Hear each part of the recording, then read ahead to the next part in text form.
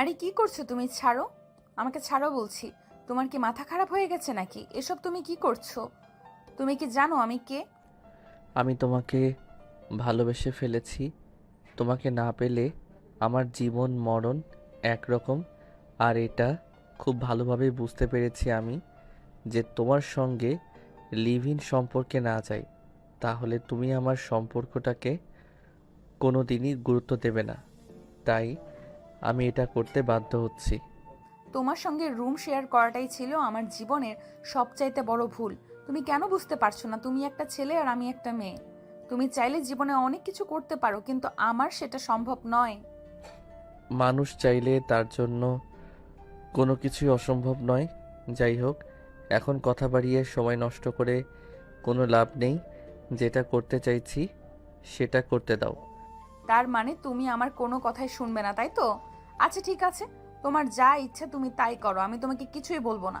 তবে একটা কথা মনে রেখো, এর জন্য তোমাকে পরকালে জবাব দিতে হবে। আমি তোমাকে বোঝানোর জন্য অনেক চেষ্টা করলাম, কিন্তু তুমি আমার কোনো কথাই শুনলে না। কারণ তুমি খুব ভালো করেই জানো আমি ঠিক করিয়ে নিয়েছি তোমার কোনো কথাই শুনবো না। তাহলে আমাকে কোনো কথা বলে কি লাভ আছে? এখন যেটা করছি সেটা করতে দাও। এই বলে নীল নেহাকে আবারও বিছানায় ফেলে দেয়। আর তারপর আস্তে আস্তে নেহার ঠোঁট দুটোর উপর ঝাঁপিয়ে পড়ে। নীল নেহার ঠোঁট দুটোতে কিস করছিল, আর এদিকে নেহা প্রচণ্ড বিরক্ত বোধ করছিল, কারণ এতে তার কোনো সম্মতি ছিল না। কিন্তু এই মুহূর্তে বেশি বাড়াবাড়ি করেও লাভ নেই, কারণ এখান থেকেই কেউ নেহাকে বাঁচাতে আসবে না। যেটা হওয়ার সেটা হবেই। তাই নেহা মনে মনে ভাবলো এখন আর বাড়াবাড়ি না করে যেটা হচ্ছে সেটা মেনে নেওয়াই বুদ্ধিমানের কাজ। তখনই হঠাৎই নীল নেহাকে বলে উঠল, নেহা, তুমি কি এখন আমার উপর রেগে আছো? আমি একাই শুধু তোমাকে আদর করে যাচ্ছি, তুমি কোনো রেসপন্স করছো না। আমি কি করব? আমার কি করার আছে? যা করার শত তুমিই করছো।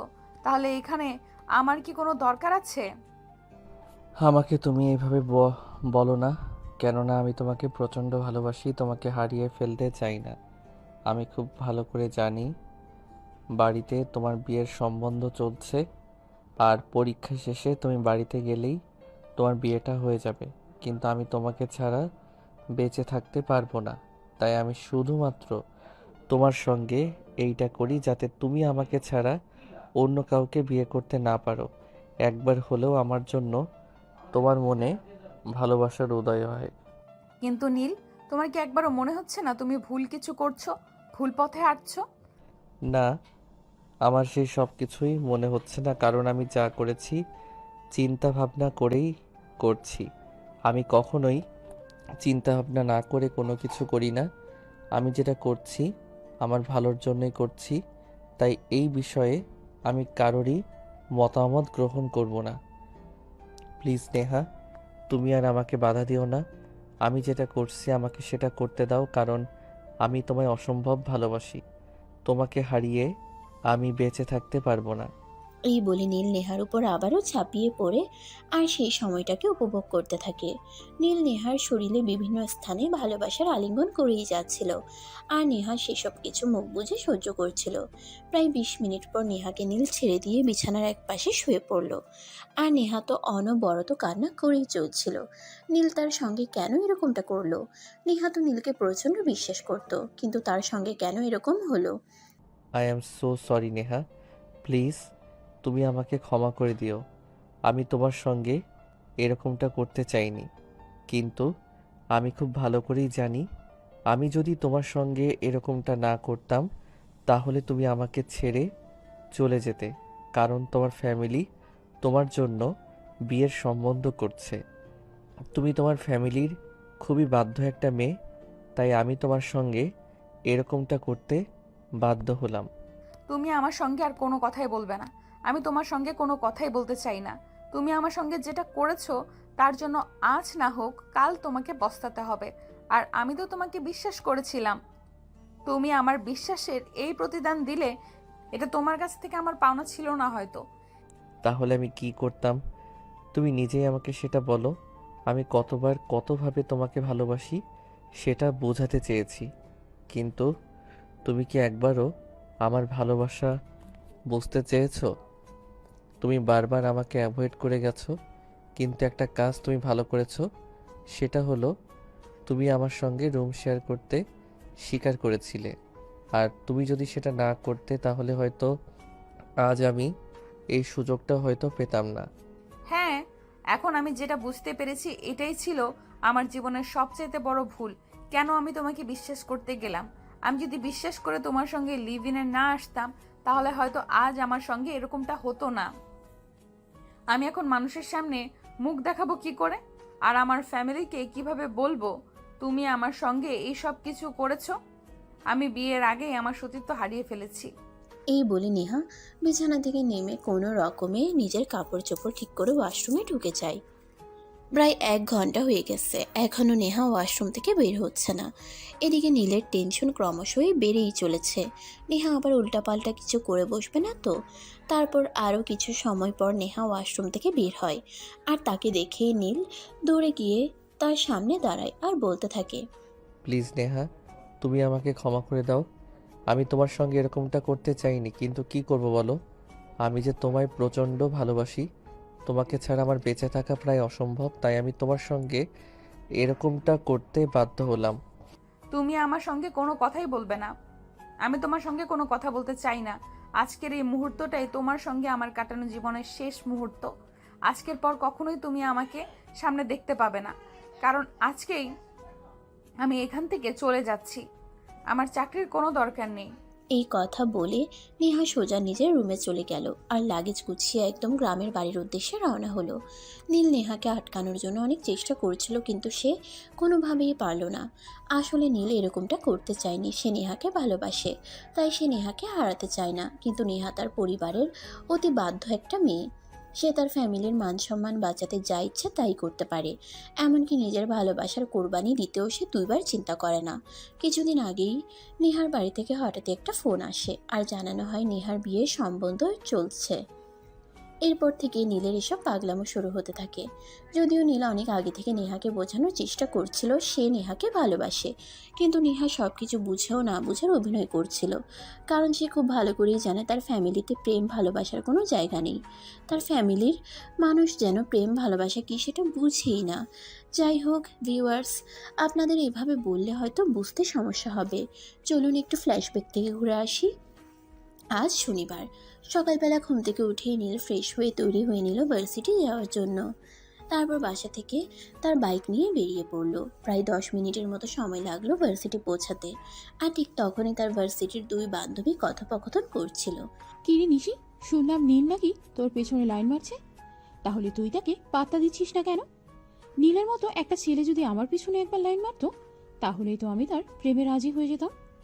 দুই একবার কথা বললেই তার প্রেমে রাজি হয়ে যেতে হবে এমন তো কথা নেই। সে আমার সঙ্গে লাইন মারছে সেটা ঠিক আছে, কিন্তু একটু সময় নিয়ে আগে ভেবে নি তার সঙ্গে আমি সম্পর্কে যেতে পারবো কি না। তুই যাই বলিস না দোস্ত, নীলের মতো একটা ছেলেকে এভাবে বাজিয়ে রাখা তোর একদমই ঠিক হয়নি। আমাদের ভার্সিটিতে নীল একমাত্র ছেলে যার কথাতে যে কোনো মেয়ে রাজি হয়ে যেতে পারে, আর তুই কিনা তাকে ওয়েটিং লিস্টে রেখেছিস। শোন, আমি না এ ব্যাপারে তোর সঙ্গে কোনো কথা বলতে চাই না। আমি আমার ব্যাপারে নিজের সিদ্ধান্ত নিতে চাই। আমি তোর কোনো কথাই শুনছি না। আর হ্যাঁ, তোকে একটা কথা বলে দিচ্ছি, আজকের পর আর এই বিষয় আমার সঙ্গে কোনো কথাও বলবি না। আমার যখন যেটা ভালো মনে হবে তখন আমি সেটাই করব। আমি কারোর সিদ্ধান্তে চলি না। এই বলে 2 বান্ধবী কথা কাটাকাটি করছিল। ঠিক এমন সময় নীল সেখানে এসে উপস্থিত হয় আর নীলকে দেখেই নিশি বলতে থাকে, দেখো নীল, তুমি যাই কিছু করো না কেন আমাকে তুমি পটাতে পারবে না। কারণ তোমার চাইতে বড়লোক বাবার ছেলেরা আমার পিছনে লাইন মারে, আমি তাদেরকেই পাত্তা দিই না। আর সেখানে তুমি তো একটা জাস্ট হাস্যকর বিষয়। ও তাই নাকি? আচ্ছা ঠিক আছে, কোনো সমস্যা নেই। এই রিমি, তুমি আমার সঙ্গে চলো, তোমাকে নিয়ে আজ ঘুরতে যাব। কি হলো রিমি, যাবে কিনা বলো? অফ মাই সুইট হার্ট, এটা তুমি কি বলেছো? তুমি আমাকে বলবে আর আমি তোমার সঙ্গে যাব না? এমনটা হতে পারে নাকি? তুমি 2-3 মিনিট দাঁড়াও, আমি আসছি। আরে রিমি, এসব তুই কি বলছিস? তুই এই ছেলের সঙ্গে ঘুরতে যাবি? তোর কি মাথা খারাপ হয়ে গেছে নাকি? আমার মাথা খারাপ হয়নি, আমার মাথা একদমই ঠিক আছে। আর আমি যা করছি ভেবেচিন্তে করছি। নীলের মতো একটা ছেলেকে অ্যাভয়েড করে চলার মতো বোকা আমি নই। তুই জানিস নীলের বাবার কোটি কোটি টাকার সম্পত্তি, আর সে নিজেও দেখতে যথেষ্ট হ্যান্ডসাম, তাই তাকে অ্যাভয়েড করে চলার মতো কোনো কারণ আমি খুঁজে পাচ্ছি না। তোর যা ইচ্ছে তাই কর। নীল, চলো, আমি তোমার সঙ্গে যাচ্ছি। হ্যাঁ রিমি, তুমি একদম ঠিক কথাই বলেছ। নিশির মতো বোকামি তুমি করো না। নিশি আমাকে পেয়েও অ্যাভয়েড করেছে, আর নিশি তোমাকে বলছি, আমি নীল কোনো মেয়েকে ট্রাই করব, আর সেই মেয়ে পড়বে না এমনটা হতেই পারে না। এখন থেকে তোমার আফসোসের দিন শুরু। যাও, গেট লস্ট। এই কথা বলেই নীল রিমিকে নিয়ে বাইকে করে ভার্সিটি থেকে বের হয়ে গেল। যদিও সে এসেছিল ভার্সিটিতে ক্লাস করতে, কিন্তু ক্লাস করা তো তার জন্য নয়, কারণ সে তো ভার্সিটিতে আসে প্রতিদিন নতুন নতুন মেয়ে নিয়ে ডেটিং করতে। এটা তার নিত্য দিনকার রুটিন বলা চলে। আজ সে এই মেয়ে, কাল ওই মেয়েকে নিয়ে ডেটিংয়ে যাবে। এটা তার অভ্যাস হয়ে গেছে, নয়তো তার ভালোই লাগে না। যাই হোক, এদিকে নীল আর রিমি দুজনে বাইকে বসেই গল্প করছিল। সো সুইটহার্ট, আমরা কোথায় যাচ্ছি সেটা তো আমায় বলো। যদিও তোমার সঙ্গে জাহান্নামে যেতেও আমার কোনো আপত্তি নেই। আরে এসব কি পাগলের মতো কথা বলছো? আমি তোমাকে নিয়ে জাহান্নামে কেন যেতে যাব? আমি তো তোমাকে নিয়ে সিনেমা হলে যাচ্ছি। আজ আমরা দুজনে সিনেমা দেখব আর অনেক মজা করব। রাজি মানে 100 বার রাজি। তোমাকে তো আমি আগে থেকেই বলেছি তোমার সঙ্গে জাহান্নামে যেতেও আমার কোনো সমস্যা নেই। তবে তোমাকে একটা কথা বলার আছে। সামনেই কিন্তু আমার সেমিস্টার ফি আছে, ওটা কিন্তু তোমাকে দিতে হবে। আরে বাবা, ঠিক আছে, কোনো সমস্যা নেই। সেমিস্টার ফি আর কত? মাত্র 25,000 টাকাই তো। সেটা তোমাকে আমি দিয়ে দেব, কোনো প্রবলেম হবে না। তুমি শুধু আমার সঙ্গে থেকো আর আমায় একটু আনন্দ দিও, তাহলেই হবে। আর কিছুই চাই না তোমার থেকে। তুমি আসলেই অনেক ভালো সুইটহার্ট। আমি বুঝতে পারলাম না নিশি কেন তোমায় অ্যাভয়েড করলো। তোমার মতো ছেলেকে কেউ অ্যাভয়েড করে? আসলে তুমি অনেক বুদ্ধিমান মেয়ে তো, তাই তুমি আমাকে বুঝতে পেরেছো। নিশি অনেকটা বোকা, তাই আমাকে বুঝতে পারিনি। কোনো সমস্যা নেই। তুমি আমায় আনন্দ দিতে পারলে তুমি আমার কাছে যা চাইবে আমি তোমাকে তাই দেব। এই কথা বলতে বলতে তারা বিশাল একটা ভবনের সামনে এসে দাঁড়ায়। তারপর বাইক পার্কিং করে নীল রিমিকে নিয়ে ভিতরে প্রবেশ করে। তারা লিফটে ছিল, তখনই হঠাৎ নীলের চোখ আটকে গেল একটা মেয়ের উপর। নীল যে লিফট দিয়ে উপরে উঠছিল, তার বিপরীত লিফট দিয়ে সেই মেয়েটা নিচের দিকে নামছিল। নীল হা করে সেই মেয়েটার দিকে তাকিয়ে আছে। নীল ভাবতেই পারছে না এটা মেয়ে না আকাশের পরী। মেয়ে মানুষ এতটা সুন্দরী হতে পারে নীল এর আগে কখনো দেখেনি। এই মেয়েটাকে যেন আল্লাহ তাআলা নিজের হাতে অপরূপ সৌন্দর্য দান করেছেন। তখনই নীল ওই মেয়েটার পেছনের মেয়েটা ওই ভবন থেকে বের হয়ে সোজা একটা দোতলা বাড়িতে ঢুকে। সে তার ব্যাগপত্র রেখে ড্রয়িং রুমে একটু বিশ্রাম নেবে ভেবেছে। তখনই সে কলিং বেলের আওয়াজ শুনতে পায়। এই সময় আবার কে আসলো? আমি তো সেটাই বুঝতে পারছি না। আন্টি আঙ্কেল তো আরো অনেকক্ষণ পরে আসবে, তাহলে কে এসেছে? আচ্ছা যাই হোক, আগে দরজাটা তো খুলি, তারপর দেখি কে এসেছে। 7-5 চিন্তা করতে করতে নেহা দরজাটা খুলে, আর দরজা খুলেই দেখে তার সামনে এক সুদর্শন পুরুষ দাঁড়িয়ে আছে, যাকে সে আজকের আগে কখনোই দেখেনি। তাই সে অবাক হয়ে জিজ্ঞাসা করে, কি ব্যাপার, কে আপনি? আর কি আপনার পরিচয়? আপনাকে তো আজকের আগে কখনো এখানে দেখেছি বলে মনে হয় না। অপরিচিত মেহমান বলে কি ভিতরে আসার পারমিশন দেবেন না? আপনি আমাকে গেটের বাইরেই দাঁড় করিয়ে রাখবেন? এটা কোন ধরনের ভদ্রতা? দেখুন, এইটা আমার নিজের পরিবার নয়। আমি আমার প্রতিবেশী আন্টির বাড়িতে থাকি, আর এখানে আমার থাকাটাই অনেক বেশি কিছু। তাই আমি আপনাকে চাইলেও ভেতরে আসার পারমিশন দিতে পারি না। ও আচ্ছা, ঠিক আছে, আমি বুঝতে পেরেছি এটা আপনার বাড়ি নয়। তাই বলে একজন মেহমান আসলে আর আপনাকে মেহমানকে ভিতরে ঢুকতে দিবেন না, এটাও কি ভদ্রতার মধ্যে পড়ে নাকি? দেখুন, আপনাকে তো আমি চিনি না, আর আপনার সম্পর্কে কোনো কিছু জানিও না, তাহলে আপনাকে আমি কিভাবে ঢুকতে দিব বলেন? তাছাড়া এটা যদি আমার নিজের বাড়ি হতো তাহলে অন্য কথা। যাই হোক, তবে আপনি যখন এত করে বলছেন, ঠিক আছে, ভেতরে এসে বসুন। আর হ্যাঁ, আমি কি আপনার জন্য চা কফি কিছু বানিয়ে নিয়ে আসবো? আপাতত আমার কিছুই লাগবে না, আমি শুধু আপনার সঙ্গে একটু কথা বলতে চাই। আপনার সঙ্গে 5 মিনিট কথা বলতে পারলেই হবে, আর আমার কিছুরই প্রয়োজন নেই। আপনি তো অদ্ভুত এক মানুষ। আপনার সঙ্গে আজকে আমার প্রথমবার দেখা হয়েছে, যেখানে আমি আপনার সঙ্গে কথাই বলতে চাই না, তারপরও আপনাকে বাসায় ঢুকালাম। আর এখন চা কফি কিছু অফার করছি, আপনি সেটা ফিরিয়ে দিয়ে বলছেন আপনি আমার সঙ্গে গল্প করতে চান। এটা কোন ধরনের অসভ্যতাম? আমি তো সেটাই বুঝতে পারছি না। আপনার সঙ্গে এতক্ষণ ধরে গল্প করছি, আমি তো আপনার নামটাই জানতে পারলাম না।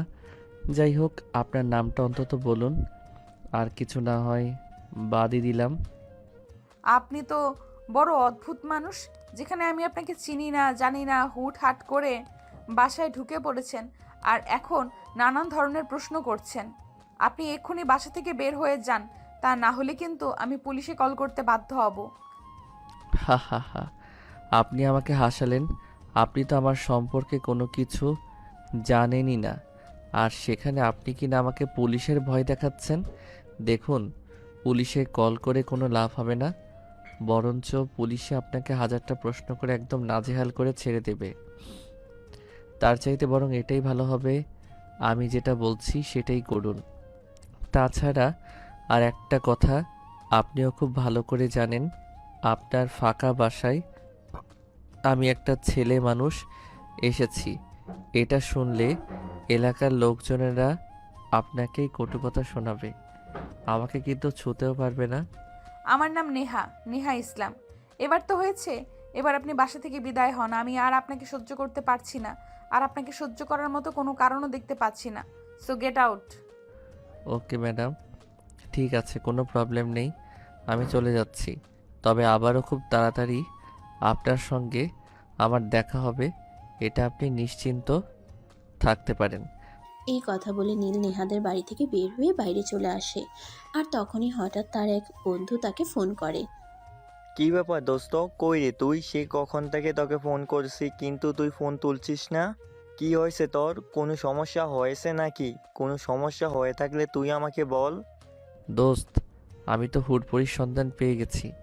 এতক্ষণ তো তার বাসাতেই ছিলাম, তার পরিচয় জানার চেষ্টা করছিলাম, কিন্তু সে আমাকে দেখে অনেক ভয় পেয়ে গেছে, তাই কোনো কিছুই জানতে পারিনি, শুধু নামটা ছাড়া।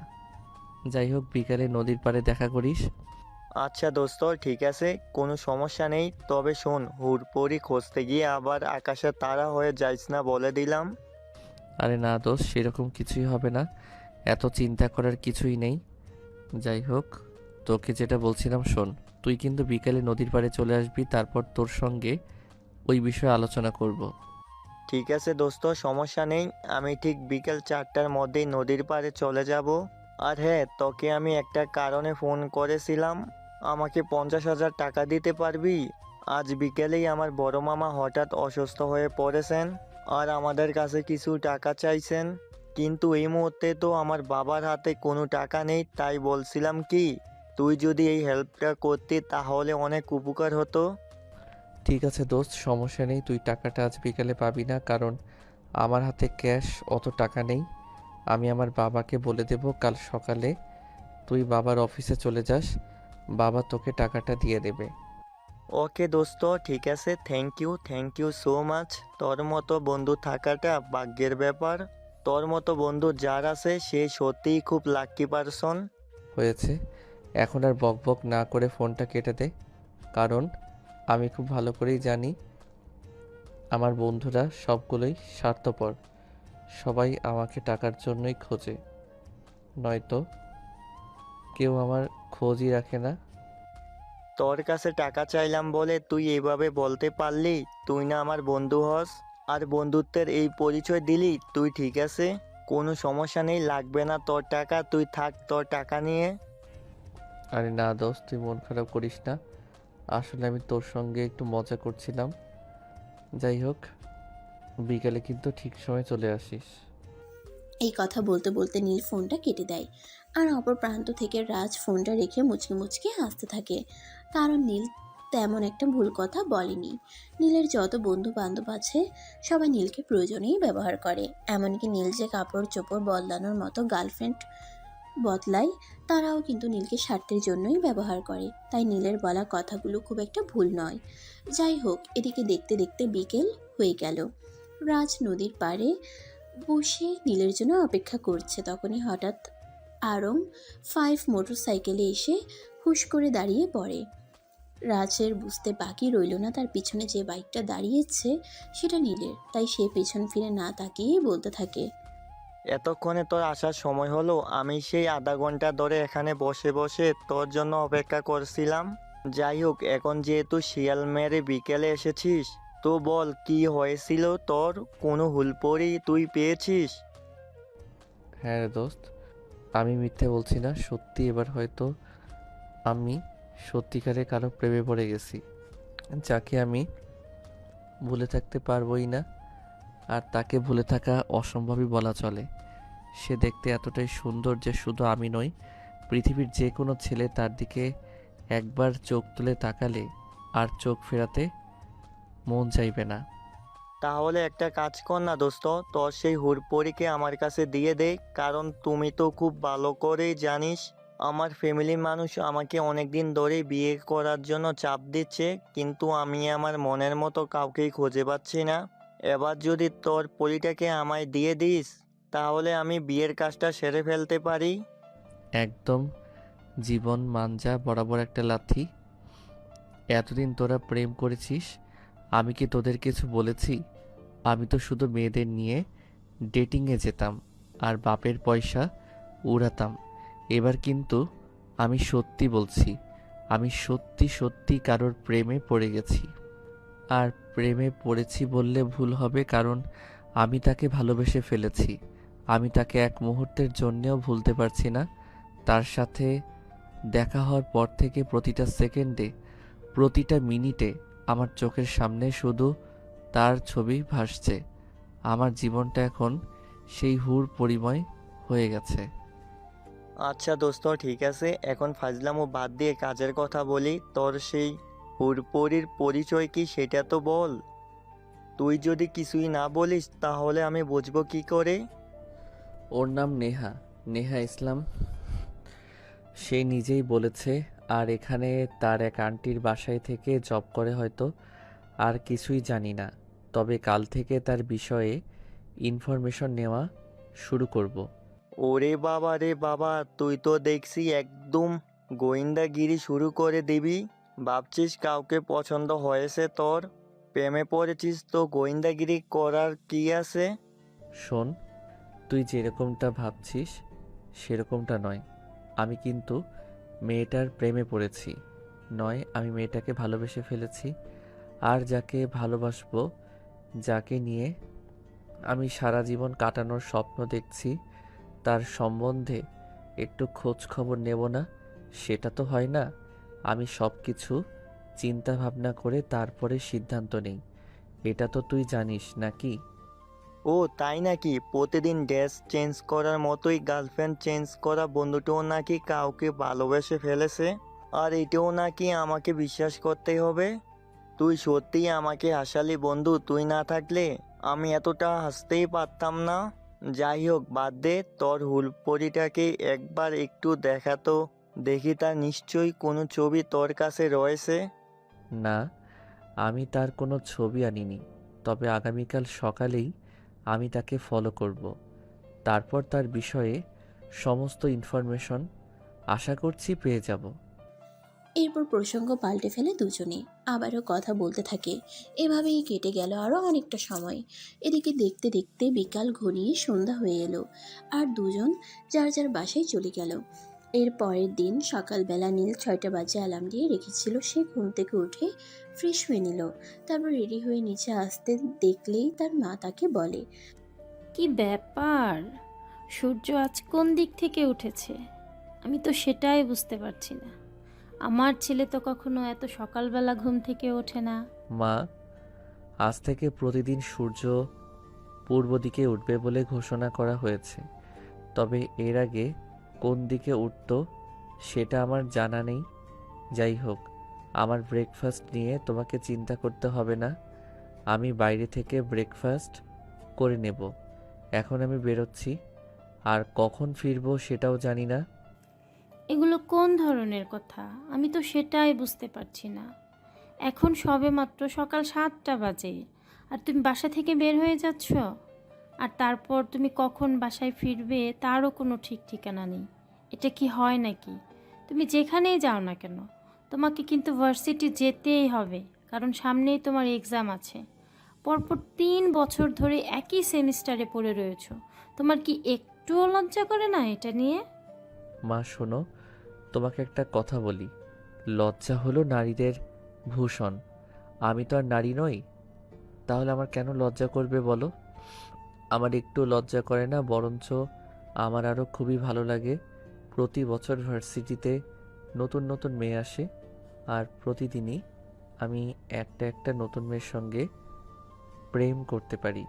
যাই হোক, তবে একটা কথা এখন তোমায় বলি, আজকের পর থেকে হয়তো আর প্রতিদিন নতুন নতুন গার্লফ্রেন্ড চেঞ্জ করতে হবে না, কারণ আমি পার্মানেন্টলি একজনকে পেতে চলেছি। ওরে বাবা রে বাবা, যে ছেলেটাকে দেখলেই সবাই প্লে বয় বলে, আর সে কিনা এখন পার্মানেন্টলি কারো সঙ্গে প্রেম করতে যাচ্ছে, এটাও আমাকে বিশ্বাস করতে হবে? যাই হোক, আমি অত কথা শুনতে চাই না। তোমাকে এখন থেকে প্রতিদিন ভার্সিটি যেতেই হবে, আর প্রত্যেকটা ক্লাস অ্যাটেন্ডও করতে হবে। আমি আদৌ আর পড়াশোনা করব কি না সেই বিষয়ে নিশ্চিত নই, তবে আমি এখন আসছি। আর আমাকে ফোন করলেও কোনো লাভ হবে না। আমি যেখানে যাচ্ছি সেই কাজটা শেষ না করে আমি কোনোভাবেই আর বাড়িতে আসবো না। যদিও এরপর তার মা তাকে কিছু জিজ্ঞাসা করতে চাইছিল, কিন্তু সে আর এই বিষয়ে কোনো সুযোগ না দিয়ে সোজা বাসা থেকে বের হয়ে চলে গেল। 8টা বাজার আগেই সে নেহাদের বাড়ির সামনে দাঁড়িয়ে অপেক্ষা করতে থাকে। নেহা তখন ব্যালকনিতে দাঁড়িয়ে চুল আঁচড়াচ্ছিল। তখনই সে নীলকে দেখতে পায় আর ব্যালকনি থেকেই বলে, এই যে মিস্টার, কি ব্যাপার, কি সমস্যা আপনার? আপনি আজকেও আবার আমার বাড়ির সামনে দাঁড়িয়ে কি দেখছেন, কি করছেন? যদি আমি বলি আপনার বাড়ির সামনে দাঁড়িয়ে আমি আপনার জন্যই অপেক্ষা করছিলাম, তাহলে আপনার উত্তরটা কি হবে সেটাই বলুন। দেখুন, আমি আপনাকে কালকেও বলেছি আর আজকেও বলছি, এটা কিন্তু আমার নিজের বাড়ি নয়। আমি আমার আন্টির বাসায় থাকি। শহরে আমার চেনা জানা কেউ নেই, তাই বলে আমি এখানে উঠেছি আর একটা চাকরি করছি। তো আমি চাই না আপনি কোনোভাবে আমাকে বিরক্ত করুন। কোনো সমস্যা নেই, আমি আর বিরক্ত করব না এখানে এসে। তবে আমি ওই চায়ের দোকানে বসে তোমার জন্য অপেক্ষা করছি। তোমার সঙ্গে কিছু কথা আছে।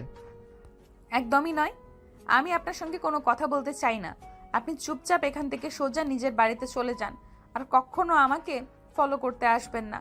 আমি বুঝতে পারছি না সমস্যা আপনার, আর কেনই বা আপনি এইভাবে আমার পেছনে পড়ে আছেন। আমি তো আপনার কোনো ক্ষতি করিনি, এমনকি আপনার কোনো পাকা ধানে মই দিয়েছি বলেও তো মনে হচ্ছে না। এই কথাটা শুনতে শুনতে নীল নেহাকে কোনো উত্তর না দিয়ে সেখান থেকে চলে গেল। পাশে এই চায়ের দোকানে বসে অপেক্ষা করছিল কখন নেহা বাসা থেকে বের হবে আর সে নেহার সঙ্গে কথা বলবে। এভাবেই চলে গেল প্রায় 15 মিনিটের মতো সময়। 15 মিনিট পর নেহা বাসা থেকে বের হয়ে অফিসে যাওয়ার উদ্দেশ্যে বাসার সামনে দাঁড়িয়ে নেহা রিকশার জন্য অপেক্ষা করছিল। তখনই নীল বাইক নিয়ে তার সামনে এসে দাঁড়ায় আর বলে, যদি আপনার গন্তব্যস্থলের ঠিকানাটা দেন, তাহলে আমি আপনাকে আপনার গন্তব্যস্থল পর্যন্ত পৌঁছে দিয়ে আসতে পারি। আমার কোনো প্রবলেম হবে না। জি না সাহেব, তার কোনো প্রয়োজন হবে না। আমি রিক্সা পেয়ে যাব, আর আমার গন্তব্যস্থলে রিক্সা করে পৌঁছে যেতে পারবো। আপনার কোনো হেল্পের আমার প্রয়োজন নেই। আপনি এখন এখান থেকে আসতে পারেন। আপনি কেন আমাকে এতটা বিরক্ত করছেন সেটা কি আমি জানতে পারি? কারণটা খুব বেশি কিছু নয়, কারণটা খুবই সোজা, আর তুমি চাইলে আমি সেটা তোমাকে বলতেও পারি। হ্যাঁ, আমি তো সেটাই জানতে চাইছি, কি এমন কারণ যার কারণে আপনি এইভাবে আমার পেছনে পড়ে আছেন? যেই কারণটা তো আমার জানাটা খুব দরকারি, খুব জরুরি। তো প্লিজ দেরি না করে বলে ফেলুন, আপনি কেন আমার পেছনে এভাবে পড়ে আছেন? যদি বলি তুমি আমার মন চুরি করে নিয়েছো, আর তাই আমি তোমার পিছনে ঘুরঘুর করছি। এই যে মিস্টার, ভদ্র ভাষায় কথা বলুন। আমি চুরি করতে যাব কেন? ওসব চুরি টুরির অভ্যাস আমার নেই। সো এইসব কথা বলতে আপনি আর কখনোই আমার পেছনে আসবেন না, আর আমি আপনাকে আমার সামনে দেখতেও চাই না। আর একটা কথা তো আমি আপনাকে আগেই বলে দিয়েছি, আমি এখানে কিন্তু নিজের বাড়িতে থাকি না। এইখানে আমাকে অনেক কিছু মেনটেন করতে হয়, তাই আপনি এমন কিছু করবেন না যাতে আমার এখানে থাকাটা কষ্টসাধ্য হয়ে দাঁড়ায়। তুমি এখানে থাকা নিয়ে চিন্তা করছো, আমি কিন্তু মোটেও তোমার থাকা নিয়ে চিন্তা করছি না।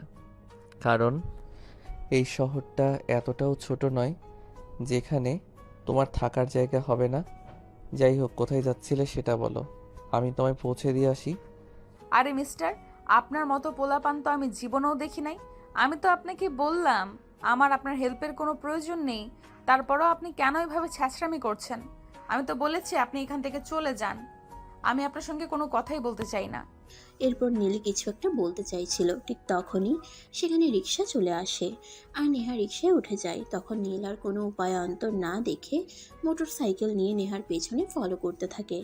রিক্সা যেখানে এসে দাঁড়ালো সেই জায়গাটা দেখে তো নীলের চক্ষু চড়ক গাছ, কারণ এটা তো নীলের বাবার অফিস, মাইক্রোসফট কোম্পানি। তার মানে কি নেহা এখানেই চাকরি করে? নেহা অফিসের ভিতরে চলে যাওয়ার পর নীল গেটের সামনে থাকা সিকিউরিটিকে প্রশ্ন করে। সিকিউরিটি, এই মেয়েটা কি এখানেই চাকরি করে? হ্যাঁ ছোট সাহেব, এই তো 2 মাস হলো এই মেয়েটা এখানে চাকরি নিয়েছে। আর বড় সাহেবের কাছ থেকে শুনলাম মেয়েটা নাকি খুব ভালো আর খুব ভালোভাবে কাজ করে। কিন্তু একটা কথা আমাকে বলুন তো, আপনি কেন এই বিষয়ে জানতে চাইছেন? সেসব কথা আপনার না জানলেও চলবে। আগামীকাল আপনি সব কিছুই জানতে পেরে যাবেন। যাই হোক, এখন আমি আসছি। আর হ্যাঁ, এই মেয়েটার প্রতি কিন্তু একটু বিশেষ নজর রাখবেন। আমি আশা করি আপনাকে কি বলেছি আপনি বুঝতে পেরেছেন। নজর রাখতে হবে সেটা নয় বুঝলাম, কিন্তু কারণ কি এই পেছনে সেটা যদি আমাকে বলতেন তাহলে হয়তো আমার বুঝতে আরো একটু সহজ হতো। আপনি ছোট মানুষ, ছোট মানুষের মতোই থাকেন না। আপনি কেন এত কিছু জানতে চাইছেন? যাই হোক, আমি এখন আসছি। আর হ্যাঁ, আমি যে এই কোম্পানির এমডির ছেলে সেটা যেন এই মেয়েটা কোনোভাবেই জানতে না পারে। আর আমি যে এই অফিসের এমডির ছেলে সেটা কিন্তু আপনি ছাড়া এই অফিসের অন্য কোনো স্টাফ জানে না। ঠিক আছে স্যার, কোনো সমস্যা নেই। তবে বিষয়টা কি সেটা আমি কিছুটা আন্দাজ করতে পেরেছি। তবে আপনি কোনো চিন্তা করবেন না, আমি কখনোই এই বিষয়টা কারোর কাছে প্রকাশ করব না। তখন নীল আর কোনো কথা না বলে সোজা সেখান থেকে বাসায় চলে আসে। বিকেলবেলা যখন তার বাবা বাসায় আসলো তখন সে তার বাবার সঙ্গে কথা বলতে চায়। বাবা, আমি তোমার সঙ্গে কিছু কথা বলতে চাই, এবং এক্ষুনি, কারণ আমার কথা বলাটা খুবই জরুরি। তুমি আমার সঙ্গে কথা বলতে চাও সে বেশ ভালো কথা, কিন্তু হঠাৎ কি এমন জরুরি দরকার পড়লো? না মানে আসলে তুমি তো বিগত 3 বছরে একবারও আমার সঙ্গে ভালোভাবে কথা বলনি, তা আজ হঠাৎ তোমার কি এমন দরকার পড়লো যে খুব জরুরি কথা বলতে হবে? বাবা, আমি কাল থেকে তোমার অফিসে জয়েন করতে চাই, তোমার উত্তরাধিকারী হিসেবে নয়, সাধারণ একজন স্টাফ হিসেবে। এসব তুমি কি বলছো? তোমার কি মাথা খারাপ হয়ে গেছে নাকি? আমি তো সেটাই বুঝতে পারছি না। তুমি আমার অফিসে চাকরি নিবে, তাও আবার অফিসের সাধারণ একজন স্টাফ হিসেবে? কেন সেটা একবার আমাকে খুলে বলো, তারপর আমি চিন্তা করে দেখব। বাবা, আমি তোমাকে এত কিছুর কৈফিয়ত দিতে পারবো না, শুধু এটুকুই বলছি যে আমি তোমার অফিসে জয়েন করতে চাই, তবে তোমার উত্তরাধিকারী হিসেবে নয়, অফিসের সাধারণ একজন স্টাফ হিসেবে।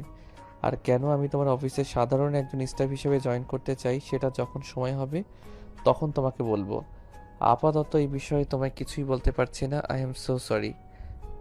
নীলের মা, শুনছো? তোমার ছেলে এসব কি বলছে? তোমার ছেলের মাথা খারাপ হয়ে গেছে নাকি? আমি তো সেটাই বুঝতে পারছি না। সে আমার অফিসে কাজ করতে চাইছে, সে নিজের অফিসে কেন একজন স্টাফ হিসেবে জয়েন করবে? আমি তো সেটাই বুঝতে পারছি না। তুমি প্লিজ তোমার ছেলের সঙ্গে কথা বলো। তোমার ছেলের কোনো ভীমরতি হয়েছে সেটা বোঝার চেষ্টা করো। হ্যাঁ, আমিও তো সেটাই চিন্তা করছি। তোমার ছেলের আবার কি ভীমরতি হলো যে সে অফিসের একজন সাধারণ স্টাফ হিসেবে জয়েন করতে চাইছে, যেখানে পুরো অফিসের উত্তরাধিকারী সে হতে চলেছে? মা বাবা, আমি তোমাদের কোনো কথার আপাতত কোনো কৈফিয়ত দিতে চাইছি না, আর দেওয়ার কোনো ইচ্ছা নেই। তবে যেটা সত্যি সেটাই বলছি, আমি আমাদের অফিসে সাধারণ একজন স্টাফ হিসেবে আগামীকাল থেকেই জয়েন করতে চাই। আমি তোমার এসব পাগলামো নিতে পারবো না। তোমার যা ইচ্ছে তুমি তাই করতে পারো, কিন্তু তোমাকে আমি কোনোভাবেই আমার অফিসের একজন স্টাফ হিসেবে অ্যাপয়েন্টমেন্ট করতে পারি না। কারণ তুমি খুব ভালো করেই জানো আমাদের মাইক্রোসফট কোম্পানি, আমাদের অফিসের সমস্ত কাজ কম্পিউটারের মাধ্যমে হয়ে থাকে। আর সেখানে তো তুমি কম্পিউটারের কও জানো না। তাহলে আমি কেন আর কিভাবে তোমাকে আমার অফিসে রাখতে পারি সেটা তুমি আমায় বলবে? মা প্লিজ, তুমি বাবাকে বোঝাও। বাবাকে বলো এত সব কিছু নিয়ে চিন্তা করতে হবে না, আমি ঠিক সব বুঝে নেব। কিন্তু প্লিজ বাবার অফিসে আমাকে চাকরিটা যেন দেয়। চাকরিটা আমার খুবই প্রয়োজন। প্লিজ তোমরা দুজনেই বোঝার ট্রাই করো। আচ্ছা, সে না হয় বুঝলাম। আমি তোর বাবাকে বললাম, তোর বাবা তোকে তার অফিসে রেখে দিল, কিন্তু কি এমন হলো যার কারণে তোকে এত ইমার্জেন্সি চাকরি নিতে হবে? আর সবচাইতে বড় কথা হলো, তুই তো এখনো অনার্সই কমপ্লিট করতে পারলি না। তাহলে তুই এখন আবার চাকরি দিয়ে কি করবি? আগে পড়াশোনাটা এক নাগাড়ে শেষ কর, তারপর তো আমাদের কোম্পানির মালিক তুইই হবি। তোমরা আমার কথা কেন বুঝতে পারছো না? আমি সেটাই বুঝতে পারছি না। আমি তো তোমাদেরকে বললাম আমি মালিক হতে চাই না, জাস্ট একজন কর্মচারী হিসেবে অফিসে ঢুকতে চাই। তাহলে বুঝতে পারছো না কেন? প্লিজ বাবা, আমাকে তোমার অফিসে একটা চাকরি দিয়ে দাও। আচ্ছা, তুমি অমন করছো কেন সেটা আমাকে বলো তো। ছেলেটা তোমার কাছে শুধু একটা চাকরি চাইছে, অন্য কিছু তো চাইছে না। তাহলে তুমি তোমার অফিসে চাকরি দিতে এত ইতস্তত করছো কেন? আমি বুঝতে পারছি না, তোমাদের মা ছেলের দুজনেরই কি মাথা খারাপ হয়ে গেছে নাকি? তোমার ছেলে কম্পিউটারের ক পর্যন্ত জানে না, আর সে কিনা করবে আমাদের অফিসে চাকরি? আমি আমার অফিসে তোমার ছেলেকে পিয়নের একটা চাকরি দিতে পারি, তাছাড়া কোনো চাকরি দিতে পারবো না। বাবার মুখ থেকে এমন কথা শুনে নীল কিছুটা রেগে গেল। আর সেই বিষয়টা তার বাবা মা দুজনেই বুঝতে পারলো। তাই নীলের মা আবারও নীলের বাবাকে বলে, আচ্ছা, নিজের ছেলের সঙ্গে এমন ব্যবহার কেউ করে? ছেলেটা তোমাকে এত রিকোয়েস্ট করে বলছে তোমার অফিসে একটা চাকরি দেওয়ার জন্য, কিন্তু তুমি তো কোনো কথাই শুনছো না। তুমি এরকম কেন করছো বলো তো আমাকে? সে তো তোমার নিজেরই ছেলে, তোমার কাছে শুধু একটা চাকরি চাইছে, লাখ লাখ টাকা তো আর চাইছে না। তোমার ছেলের আমার অফিসে চাকরি করার চাইতে মাসে যদি 5 লাখ টাকা হাত খরচ চায়, তাও আমি সেটা দিতে পারবো, কোনো প্রবলেম হবে না। কিন্তু আসল সমস্যাটা আমি তোমাদের কাউকেই বোঝাতে পারছি না। আমি তোমাদের কারোরই কোনো সমস্যার কথা শুনতে চাই না। আমি যেটা শুনতে চাই সেটা হলো, তুমি আমার ছেলেকে তোমার অফিসে চাকরি দিচ্ছ। আমার এসব ঝামেলা ভালো লাগছে না। প্লিজ, আমার ছেলে তো তোমার কাছে শুধু একটা চাকরি চাইছে, ওটা ওকে দিয়ে দাও, তাহলেই তো সমস্যার সমাধান হয়ে যায়। হ্যাঁ বাবা, একদম ঠিক কথাই বলেছে। প্লিজ তুমি তোমার অফিসে আমাকে চাকরিটা দিয়ে দাও, তাহলে তো আর কোনো সমস্যা থাকে না। আর হ্যাঁ, তুমি বিশ্বাস করো, আমার দ্বারা তোমার কোম্পানির কোনো ক্ষতি হবে না। আর সেটা আমি হতে দেব না, কারণ কয়দিন পরে তো সেই কোম্পানির মালিক আমি হতে চলেছি। আর নিজের ক্ষতি কেউ জেনে শুনে করে না, তাই এইটুকু ভরসা তুমি আমাকে করতেই পারো। নীল আর নীলের মা দুজনে এভাবে নীলের বাবাকে রিকোয়েস্ট করেই যাচ্ছিল। অবশেষে নীলের বাবা সবকিছু মেনে নেয় আর নীলকে বলে, আচ্ছা ঠিক আছে, আমি তোমাদের মা ছেলের কথা মেনে নিলাম, তোমার ছেলেকে আমাদের অফিসে রেখে দিলাম, আর একটা চাকরিও দিলাম। তবে একটা কথা, তোমার ছেলে কিন্তু আমার অফিসের কোনো জিনিস টাচ করতে পারবে না। সে যেটা চাইছে সেটাই হবে। আমি তাকে চাকরি দিব, কিন্তু সে আমার অফিসে কোনো কাজ করবে না। যদি তোমার ছেলে আমার এই শর্তটা মেনে নিতে পারে, তাহলেই তোমার ছেলেকে বলো কাল থেকে অফিসে আসতে, আর না হয় তো তোমার ছেলের অফিসে আসার কোনো প্রয়োজন নেই। ঠিক আছে বাবা, তুই আমাকে যা শর্ত দেবে তাই আমি মেনে নেব। আমি তোমার অফিসের কোনো জিনিস টাচ অবধি করব না। আমার শুধু চাকরিটা হলেই চলবে। আমি তোমার অফিসে নিয়মিত যাওয়া আসা করতে পারলেই হবে। এই বলে নীল খুশিতে গদগদ হয়ে নীলের রুমে চলে যায়। আর পরের দিন সকালে অফিসে যাওয়ার জন্য নিজেকে মনে মনে প্রস্তুত করতে থাকে। পরের দিন সকাল 7টা বাজতে না বাজতেই নীল ঘুম থেকে উঠে ফ্রেশ হয়ে তৈরি হয়ে নেয় আর নাস্তার টেবিলে চলে আসে। এটা দেখে তার মা তাকে বলতে থাকে, কি ব্যাপার নীল, তুই আজ এত সকালে ঘুম থেকে উঠলি কি করে? তুই তো কখনো সকাল 10টার আগে ঘুম থেকে উঠিস না। আজ সূর্যটা কোন দিক থেকে উঠেছে আমি তো সেটাই বুঝতে পারছি না। তোর বিষয়টা কি বল তো শুনি। আমার আবার বিষয় কি হতে যাবে? আজ আমি বাবার অফিসে প্রথম জয়েন করব, সেটা তো তোমরা সবাই জানো, তাই একটু সকাল সকাল ঘুম থেকে উঠেছি, এছাড়া কিছুই নয়। ও আচ্ছা, এতক্ষণে বিষয়টা ক্লিয়ার বুঝতে পেরেছি আমি। আমি তো ভেবেছিলাম মনে হয় সূর্য আজকে পশ্চিম দিকে উদিত হয়েছে, তাই তুই সকাল সকাল ঘুম থেকে উঠে গেছিস। যাই হোক, নাস্তা করে যাবি নাকি বাইরে নাস্তা করবি? আমি বাইরে নাস্তা করতে যাব কেন? আমি তো বাইরের খাবার খাই না, এটা সবাই জানো। আমি বাড়ি থেকে নাস্তা করে তারপরেই বের হব। ও আচ্ছা, ঠিক আছে, কোনো সমস্যা নেই, আমি বুঝতে পেরেছি। তুই একটু বস, আমি এক্ষুনি তোর নাস্তা রেডি করে দিচ্ছি। অতঃপর নীলের মা নীলকে সকালের নাস্তা তৈরি করে দিল আর নাস্তা খেয়ে অফিসের উদ্দেশ্যে বেরিয়ে পড়ল। 30 মিনিটের মতো সময় লাগলো অফিসে পৌঁছাতে। অফিসের গেট দিয়ে ঢুকতে যাবে ঠিক এমন সময় নেহার সঙ্গে তার দেখা হয়। নেহা তার অফিসে নীলকে দেখতে পেয়ে তো একদম অবাকের চূড়ান্ত সীমানায় পৌঁছে গিয়ে জিজ্ঞাসা করে, কি ব্যাপার মিস্টার, কি সমস্যা আপনার? আজ আপনি আমার অফিস পর্যন্ত চলে এসেছেন দেখছি। নেহার এই কথা শুনে নীল কিছু না জানার ভান করে নেহাকে বলে, এসব কি বলছেন আপনি? আপনি কি অফিসে চাকরি করেন নাকি? যাই হোক, সেটা আমার জানা ছিল না। তবে একটা কথা আপনাকে বলার আছে, আমার এই অফিসে চাকরি হয়েছে। আজকে আমার জয়েন ডেট। আমি তো আপনার কথার আগা গোড়া কিছুই বুঝতে পারছি না, কারণ আমাদের এই কোম্পানির কোনো লোক নিয়োগ করার আগে অফিসের নোটিশ বোর্ডে নিয়োগ বিজ্ঞপ্তি দেয়, কিন্তু বিগত কয়েকদিনে কোনো নিয়োগ দেওয়া হয়েছে বলে তো আমার জানা নেই। আসলে বিষয়টা আপনি যেরকম ভাবছেন সেরকম নয়। আমারই পরিচিত একজন এই অফিসে চাকরি করে, বলতে পারেন খুব কাছের মানুষ। আমার একটা চাকরির প্রয়োজন ছিল, আমি তাকে বলেছিলাম, তাই সে ব্যবস্থা করে দিয়েছে।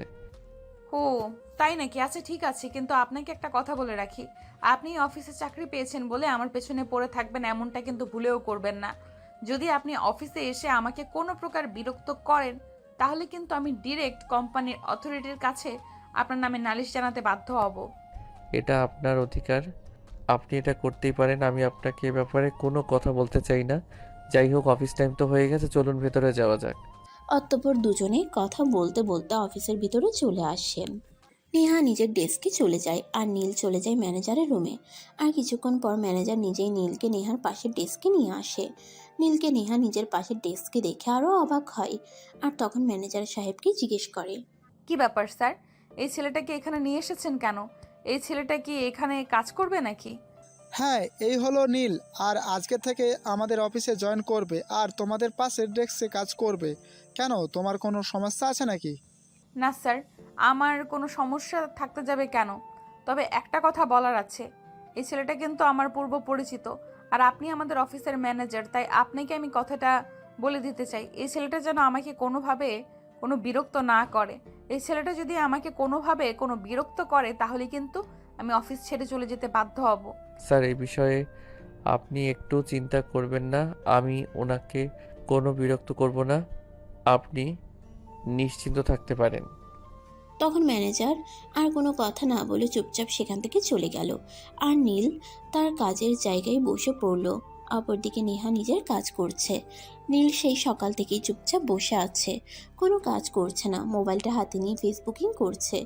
এদিকে দেখতে দেখতে লাঞ্চ টাইম হয়ে গেল। যে যার যার মতো ক্যান্টিনে গিয়ে দুপুরের খাবার খেয়ে নিল, কিন্তু নীল তখনও নিজের কাজের জায়গাতেই বসে আছে। নেহা দুপুরের খাবার খেয়ে যখন ক্যান্টিন থেকে বের হয়ে আসে, তখন নীলকে দেখে প্রশ্ন করে, কি ব্যাপার মিস্টার, আপনি এখনো এখানে বসে আছেন কেন?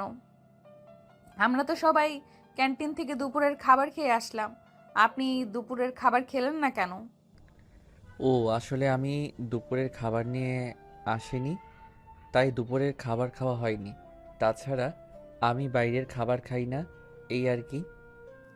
আপনি দুপুরের খাবার নিয়ে আসেননি সেটা আমাদের কাউকে জানালেই পারতেন, আমরা আপনার খাবারের ব্যবস্থা করে দিতাম। কিন্তু তাই বলে আপনি অফিসে না খেয়ে থাকবেন, এটা কেমন কথা? না খেয়ে আপনি কাজ করবেন কিভাবে? পেটে ক্ষুধা লাগলে কাজে মন বসবে নাকি? সে আমি কোনোভাবেই চালিয়ে নিব, এসব নিয়ে আপনাকে চিন্তা করতে হবে না। যাই হোক, আপনি বলেছেন তার জন্য অসংখ্য ধন্যবাদ আপনাকে। নীলের কাছ থেকে এই কথা শুনে আর কোনো কিছুই বলল না, চুপচাপ সেখান থেকে চলে গেল। এভাবেই কেটে গেল সেদিনের দিনটা।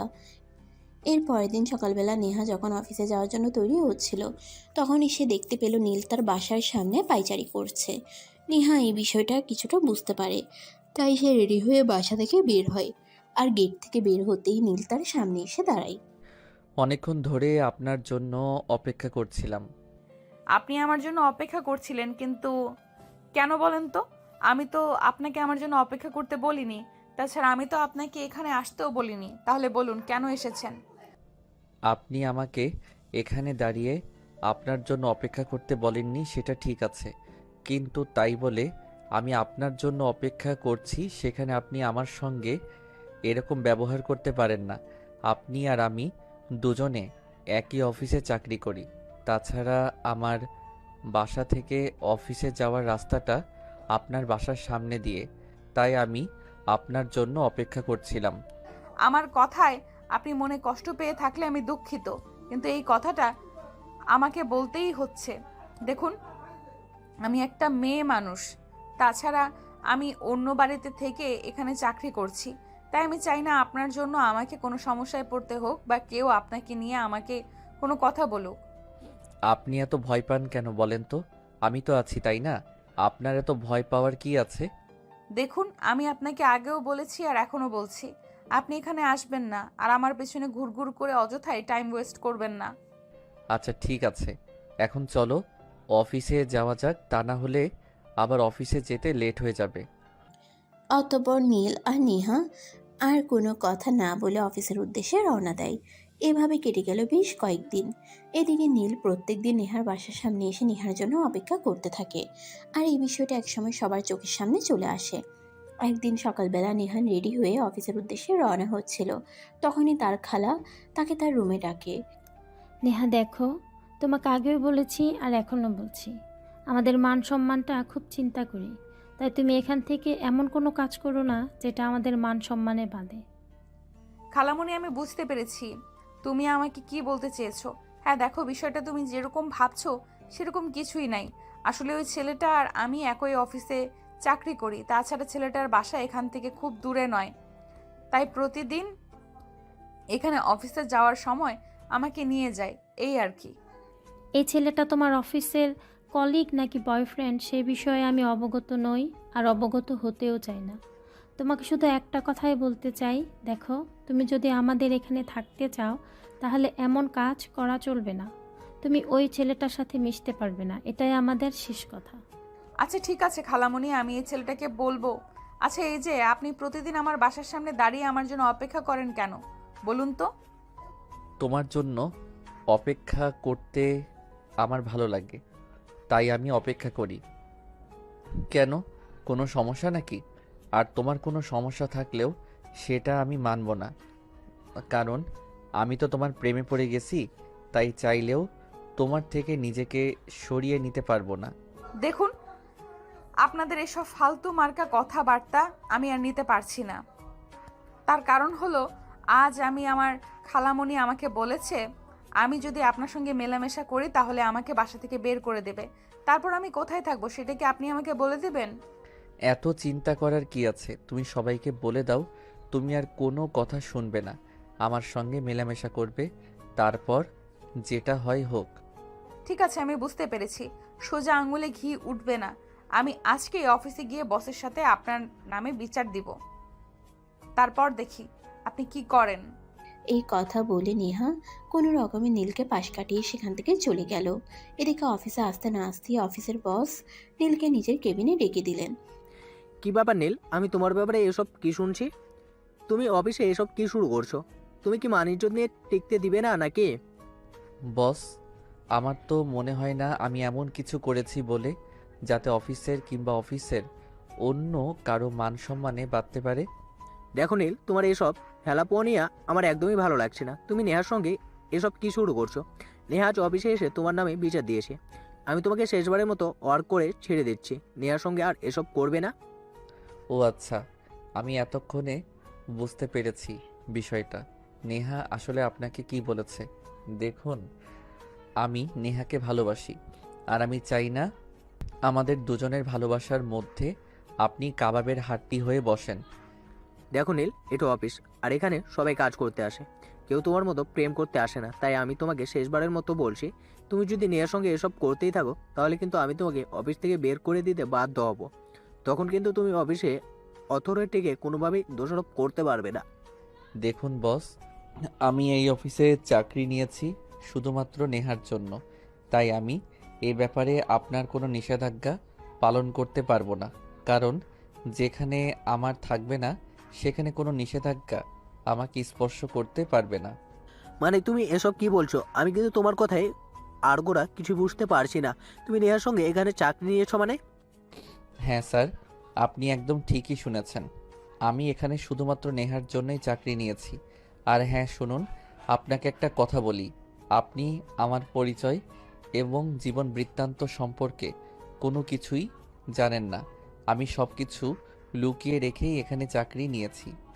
অতঃপর নীল তার পরিচয় আর সবকিছু তার বসকে খুলে বলে। সবকিছু শুনে নীলের বস তাকে বলে, আই এম সো সরি, আমি আপনাকে চিনতে পারিনি। যাই হোক, তবুও আমি আপনাকে একটা কথাই বলবো, আপনি এই অফিসের অ্যাডমিনের একমাত্র ছেলে হয়ে অফিসের কেন এমপ্লয়ের পিছনে পড়ে থাকা, কিন্তু আপনাকে শোভা পায় না। দেখুন, প্রেম ভালোবাসা কখনো ধনী গরিব কিংবা অর্থ সম্পদ দেখে হয় না। প্রেম ভালোবাসার জাস্ট হয়ে যায়, সেটা যেভাবেই হোক আর যে কোনো পরিস্থিতিতেই হোক। তাই আমি আপনাকে শুধু একটা কথাই বলতে চাই, আমি আজ আপনাকে যেগুলো বলেছি সেগুলো আপনি কখনোই নেহা কিংবা অফিসের অন্য কারোর সঙ্গে শেয়ার করবেন না, যতক্ষণ পর্যন্ত আমি না বলছি। ওকে ঠিক আছে, কোনো সমস্যা নেই। আপনি যখন আপনার ভালোবাসাকে নিজের করে পাওয়ার জন্য নিজের পরিচয় এমনকি সব কিছু গোপন রাখতে চান, তাহলে এতে আমার কোনো সমস্যা থাকবে না। হ্যাঁ, আমি আপনাকে একটা কথা বলি, আপনার যদি এই ব্যাপারে কখনো আমার কোনো সহযোগিতার প্রয়োজন মনে হয় তাহলে অবশ্যই আমাকে বলবেন। আমি আমার শতভাগ দিয়ে চেষ্টা করব আপনাকে সহযোগিতা করতে। অতঃপর নীল আর কোনো কথা না বলে চুপচাপ সেখান থেকে বের হয়ে চলে আসে। আর এদিকে কিছুক্ষণ পর নেহাও আবারও বসের কেবিনে যায় আর বসের কাছ থেকে জানতে চায় বস নীলের সঙ্গে এ ব্যাপারে কি কথা বলেছে। তখন অফিসের বস নেহাকে বলে, দেখুন হ্যাঁ, আমি নীলের সঙ্গে কথা বলেছি, আর কথা বলে বুঝতে পেরেছি নীল তোমাকে সত্যি অনেক বেশি ভালোবাসে। তাই আমি মনে করি নীলের এই বিরক্ত করাটাকে তোমার বিরক্ত মনে না করে ভালোবাসা বলে মেনে নেওয়া উচিত, আর তাকে অ্যাকসেপ্ট করে নেওয়া উচিত। বস, আমি বুঝতে পারছি না আপনি একটু আগে কিভাবে কথা বললেন আর এখন কিভাবে কথা বলছেন। নীল আপনাকে জাদু করেছে কিনা সেটাই আমি বুঝতে পারছি না। আপনি মুহূর্তের মধ্যেই বদলে গেলেন আর আমাকে এইসব কথা বলছেন। আপনি বস হয়ে আপনার একজন কর্মচারীকে এইসব কথা বলতে আপনার একটু রুচিতে পাচ্ছে না? বস তখন নেহাকে কিছু বলতে চাইছিল, কিন্তু নেহা সেটার সুযোগ না দিয়ে সেখান থেকে হনহন করে বের হয়ে গেল আর নিজের কেবিনে এসে ভাবতে লাগলো আসলে বিষয়টা কি হয়েছে। এইভাবে দেখতে দেখতে অফিসের টাইম শেষ হয়ে রাত 8টা বেজে গেল আর অফিস থেকে বের হয়ে সোজা বাসায় চলে আসলো। আর এরপর চলে গেল আরও কয়েকদিন। হঠাৎ একদিন রাতের খাবারের বেলা তার খালা তাকে বলল, নেহা, তোমাকে অত্যন্ত দুঃখের সহিত জানানো হচ্ছে যে তোমাকে আমরা আর আমাদের বাড়িতে রাখতে পারবো না, কারণ তোমাকে আমরা খুবই ভালো একটা মেয়ে বলে আমাদের বাড়িতে থাকতে দিয়েছিলাম। কিন্তু ইদানিং তুমি যা শুরু করেছো সেগুলো আমাদের রুচিতে পাচ্ছে। তাই তোমাকে 2 দিন সময় দিলাম, এই 2 দিনের মধ্যে তুমি আমাদের বাসা ছেড়ে অন্যত্র চলে যাবে। তোমাকে আর আমাদের এখানে থাকতে দেওয়া হবে না। কিন্তু খালা, এভাবে হঠাৎ আমি একটা মেয়ে মানুষ কোথায় চলে যাব? আর এগুলো জানতে পারলে আমার মা অনেক টেনশন করবে। তুমি কোথায় যাবে আর কি করবে সেই ব্যাপারে আমাদের চিন্তা করার সময় নেই। তোমার বিষয়টা তুমি নিজেই বুঝে নাও। তোমাকে এখানে থাকতে দিয়েছিলাম, কিন্তু এসব ফষ্টি নষ্টি করার অনুমতি তো আমরা দেইনি। তাই এখন তুমি কি করবে না করবে সেই ব্যাপারে আমাদের না জানার কোনো আগ্রহ নেই। কথাগুলো এক নাগাড়ে বলে খাবার টেবিল থেকে তিনি উঠে চলে গেলেন। আর এদিকে নেহা কোনো রকমে খাবারটা শেষ করে নিজের রুমে চলে আসলো আর বসে বসে ভাবতে লাগলো সে এখন কোথায় যাবে আর কি করবে, আর নীল কেনই বা এগুলো করতে গেছিল। এর জন্যই তো আজ নেহাকে এমন পরিস্থিতিতে পড়তে হয়েছে। তবে যাই হোক, আগামীকাল সকাল হলেই নীলের সঙ্গে কথা বলতে হবে। এইসব ঝামেলার একমাত্র কারণ নীল, আর তাই নীলকেই এই সমস্যার সমাধান দিতে হবে। যেমন চিন্তা তেমনই কাজ। পরের দিন সকালবেলা যখন নেহা অফিসে যাওয়ার উদ্দেশ্যে বাসা থেকে বের হয়, তখনই নীল তার বাসার সামনে দাঁড়িয়েছিল আর নেহা তাকে দেখতে পেয়ে বলতে থাকে, নীল, আজ তোমার সঙ্গে আমার কিছু গুরুত্বপূর্ণ কথা আছে যেগুলো আমি বলবো আর তুমি শুনবে। আর তোমার জন্য আমাকে এই সমস্যায় পড়তে হয়েছে, তাই সমস্যার সমাধান তোমাকেই করতে হবে। আরে কি বলো তুমি? তোমার জন্য আমি নিজের জীবন দিতে প্রস্তুত, কিন্তু কি হয়েছে সেটা আমাকে খুলে বলো। আমার জন্য তোমাকে কি এমন সমস্যায় পড়তে হলো বলো আমাকে, আমি শুনছি। তোমাকে আমি কত করে বলেছি তুমি এইভাবে আমার বাসার সামনে এসে দাঁড়িয়ে থাকবে না। তুমি এইভাবে দাঁড়িয়ে থাকলে এই বিষয়টা নিয়ে সবাই সন্দেহ করবে, কিন্তু তুমি তো আমার কোনো কথাই শোনোনি। উল্টো দিনের পর দিন আমাকে বিরক্ত করেই গেছো। আজ শুধুমাত্র তোমার জন্য আমাকে বলা হয়েছে আমাকে এই বাসা ছেড়ে অন্যত্র চলে যেতে হবে। এখন তুমি নিজেই বলো আমি কোথায় যাব আর কি করব? এই ব্যাপার, এটা কোনো কথা হলো? ঠিক আছে, কোনো সমস্যা নেই, তুমি রাজি থাকলে আজকে আমি তোমাকে আমার বাসায় নিয়ে যাব আর তারপর বিয়ে করে আমার বাড়িতেই রেখে দেব। তুমি তোমার থাকার জায়গা নিয়ে এত চিন্তিত? Please stop this nonsense. আমি কিন্তু তোমার সাথে মজা করার মুডে নেই, আমি সিরিয়াস। খালা আমাকে বলেছে আমাকে 2 দিনের মধ্যেই বাসা ছেড়ে অন্যত্র চলে যেতে হবে। এখন তুমি বলো আমাকে, আমি কোথায় যাব আর কি করব? আমি একটা মেয়ে মানুষ, বাইরের জগৎটা আমার জন্য এতটাও সহজ নয় যতটা সহজ তুমি ভাবো। কথাগুলো বলতে বলতে নেহা একদম কেঁদে দিয়েছিল, আর নেহার চোখ দিয়ে পানি পড়ছে। এই দৃশ্যটা নীল কোনোভাবেই মেনে নিতে পারছিল না, তাই সে রাস্তার মাঝখানেই নেহাকে জড়িয়ে ধরে বলতে থাকে, প্লিজ নেহা, কান্নাটা বন্ধ করো। তোমার চোখের পানি আমার একদমই সহ্য হবে না। তুমি তোমার কান্না বন্ধ করে আমাকে এইটা বলো যে তোমার কি চাই, কি লাগবে। তুমি আমার কাছে যা চাইবে আমি তোমাকে তাই দেব। তুমি যদি আমার কাছে আকাশের ওই চাঁদটাও চাও তাহলে আমি সেটাও তোমার হাতে এনে দেওয়ার চেষ্টা করব। নীল, আমার বাবা বেঁচে নেই, বাড়িতে আমার অসুস্থ মা, তার সঙ্গে আমার ছোট ভাই, তাদের দুজনের খরচ আমাকে চালাতে হয়। সংসারের দায়িত্ব আমার উপর। জীবনটা আমার জন্য কতটা কঠিন সেটা তুমি বুঝবে না। আমার জন্য যদি তোমাকে এই সমস্যায় পড়তে হয়ে থাকে তাহলে আই এম সো সরি, কিন্তু তোমাকে আমি সমস্যার মধ্যে বেশি দিন রাখবো না। আচ্ছা, একটা কাজ করা যায় না? দেখো, আমি যে তোমাকে ভালোবাসি আর আমরা ভবিষ্যতে আল্লাহ চাইলে বিয়ের মতো পবিত্র সম্পর্কে আবদ্ধ হতে পারি, তাই আমি তোমাকে এই অফারটা করছি। তোমার যদি আমার অফারটা পছন্দ হয় তাহলে ভালো। আগে বলো তুমি আমাকে কি অফার করতে চাও, তারপর যদি সেটা আমার পছন্দ হয় তো আমি একসেপ্ট করব, আর যদি আমার পছন্দ না হয় তাহলে তো আর আমার কিছুই করার থাকবে না। আমরা লিভ টুগেদার করতে পারি। তোমার কথার মানে আমি বুঝতে পারলাম না। তুমি আমাকে কি বলতে চাইছো? সরাসরি একটু খুলে বলো, তাহলে আমার বুঝতে সুবিধা হবে। খুবই সিম্পল। ধরো আমরা দুজনে একটা ফ্ল্যাট নিলাম আর সেখানে থাকলাম। 1 সপ্তাহ তুমি রান্না করলে, 1 সপ্তাহ আমি রান্না করলাম, এভাবে দুজনে মিলেমিশে থাকলাম। তোমার আইডিয়াটা মন্দ না, কিন্তু আমি তোমাকে একটা কথা বলতে চাই। লিভ টুগেদারের মানে আমি মোটামুটি বুঝি, একেবারে যে বুঝি না তা কিন্তু নয়। তবে হ্যাঁ, আমরা কিন্তু একই রুমে থাকবো না, আমরা একই ফ্ল্যাটে আলাদা 2টো বেডরুমে থাকবো। ওকে, আমি রাজি, আমার কোনো প্রবলেম নেই। আর হ্যাঁ, তোমাকে তো বাসা থেকে মাত্র 2 দিন সময় দেওয়া হয়েছে, আজ আর কাল। তাহলে একটা কাজ করো, তুমি অফিসে চলে যাও, আমি আজ আর অফিসে যাব না। আমি আজকাল 2 দিনের মধ্যেই আমাদের দুজনের জন্য 2 কামরার একটা ফ্লাইট বুকিং করে নেব। অতঃপর আচ্ছা ঠিক আছে, এই কথা বলে নেহা অফিসে চলে গেল, আর নীল বের হয়ে গেল তাদের স্বপ্নের ফ্ল্যাট খুঁজতে। সারাদিন নীল সারা শহরে ঘোরাঘুরি করলো, কিন্তু কোথাও সেরকম ফ্ল্যাট খুঁজে পেল না।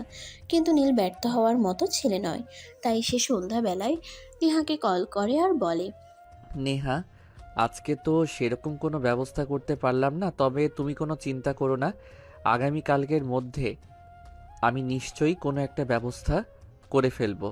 তুমি কিন্তু এ ব্যাপারে একদম কোনো চিন্তা করবে না, তুমি আমার উপর ভরসা করো। ঠিক আছে, সমস্যা নেই।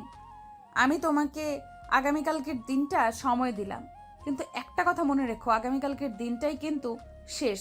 কারণ তুমি খুব ভালো করেই জানো কালকে সন্ধ্যার পর আমাকে আর এই বাড়িতে ঢুকতে দেওয়া হবে না।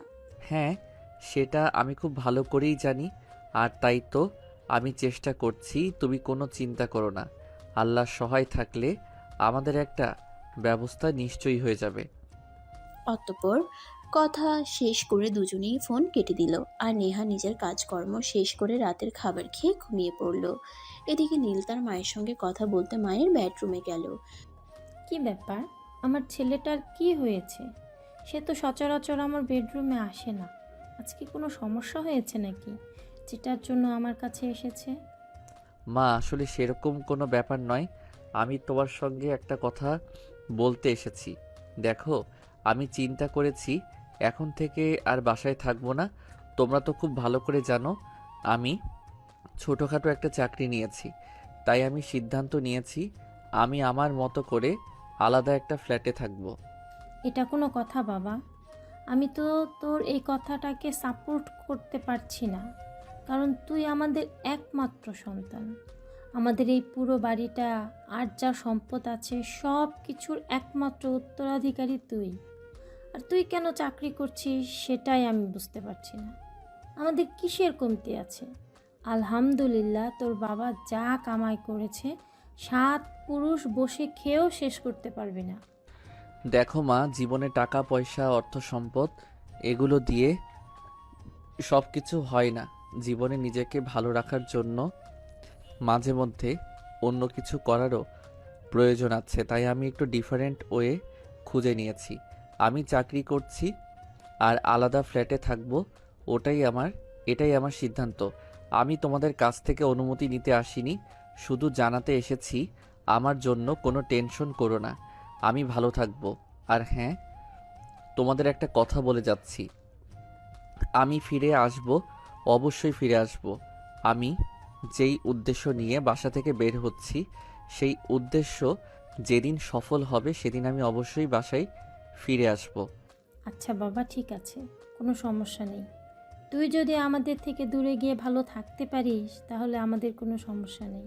তবে হ্যাঁ, একটা কথা, তোকে কিন্তু প্রতি সপ্তাহে এসে আমার সাথে দেখা করে যেতে হবে। তা না হলে কিন্তু আমি খুব কষ্ট পাবো, কারণ তুই আমার একমাত্র সন্তান।